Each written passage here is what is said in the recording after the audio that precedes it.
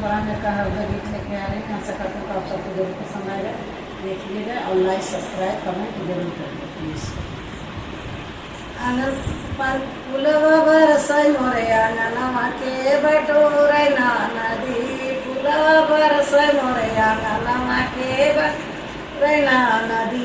4 महीना नदी धार्मिक दिनमा के डोलावै ना नदी। के डोलावै ना नदी। तोरे भैया बिन बेनियवा के डोलावै ना नदी। तोरे भैया बिन बेनियवा के डोलावै ना नदी। पुलवा बरसै मोरे आंगनमा के बटोरै ना नदी। के बटोरै ना नदी।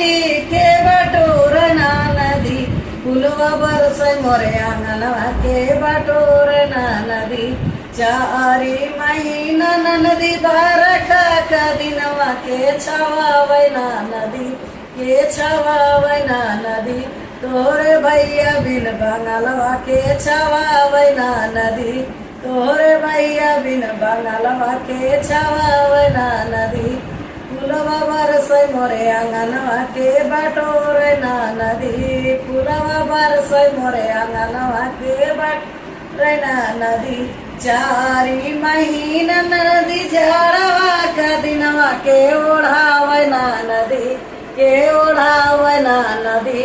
तोरे भैया बिन रजैया के ओढ़ावै ना नदी। तोरे भैया बिन रजैया के ओढ़ावै ना नदी। पुलवा बरसै मोरे आंगनवा के बटोरै ना नदी। पुलवा बरसै मोरे आंगनवा के बटोरै ना नदी।